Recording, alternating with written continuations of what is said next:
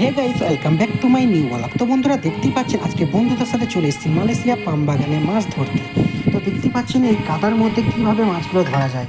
তো আমি তো ভয়ে লাভিনি, তো দুটো বন্ধু লেগে পড়ছে। দেখতে পাচ্ছেন কাদার মধ্যে ডুবে আছে। তো মালয়েশিয়াতে এরকমই পাম বাগানে একটু একটু বৃষ্টির পানি হলে এইসব জায়গায় বড় বড় মাছ পাওয়া যায়। তো আমরা সবাই চলে এসেছি আজকে ছুটির উপলক্ষে। এখন বাজে দুপুর 1:45। তো আমরা বন্ধুরা মিলে সবাই চলে এসেছি যে রুমে যেতে হবে, গোসল টোসল করে খাওয়া দাওয়া করা হবে। তো বন্ধুরা আপনারা কে কোথা থেকে ভিডিওটা দেখছেন প্লিজ কমেন্ট করে জানাবেন। আর যেসব ভাইরা মালয়েশিয়া পাম বাগানে কাজ করে তারা জানে মালয়েশিয়া পাম বাগানে এরকম মাছ অ্যাভেলেবল পাওয়া যায়। তো বন্ধুরা এইসব জায়গায় লাভাতে একটু বড় কষ্ট, কারণ অনেকেই গর্ত থাকে আর কাদা থাকে। কাদার মধ্যে ঢুকে গেলে তখন উঠতে বহুত কষ্ট। দেখতে পাচ্ছেন এই বন্ধুটা ডুবে গেছে।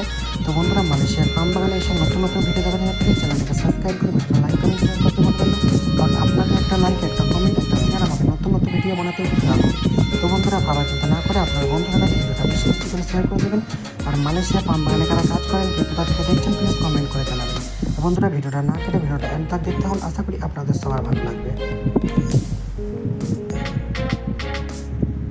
তো দেখতে পাচ্ছেন বন্ধুরা এগুলো হচ্ছে পাম গাছের ডাল। তো এর কাঁটাগুলো এতটাই যে খারাপ আপনাদের কি বলে বোঝাবো, একটা হাতে ঢুকে গেলে জ্বর চলে আসে, কারণ অতিরিক্ত খারাপ পাম বাগানের যে কাঁটা।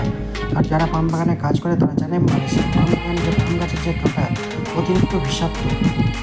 তাই এসব যে গর্তগুলো দেখতে পাচ্ছেন, এই গর্তগুলোর মধ্যে পাম গাছের ডালে ভয়, কারণ ভয়ে লাভি না গো। দুটো বন্ধু লেগেছে, প্রায় কেজি প্রতি এরকম মাছ পাওয়া গেছে এখন পর্যন্ত। 2-4 মতো জল ফেলার পরে তখন মাছ পাওয়া যায়। তো মালয়েশিয়ার মাছ অ্যাভেলেবল এরকম পাওয়া যায়।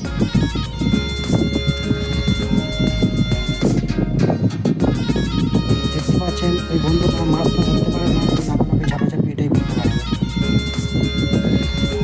অতিরিক্ত জোর থাকে পানির মধ্যে। তো বন্ধুরা ভিডিওটা শেয়ার করে দেবেন, আর চ্যানেলটা নতুন হলে প্লিজ চ্যানেলটাকে সাবস্ক্রাইব করে সাপোর্ট করবেন। Okay, thank you so much. Video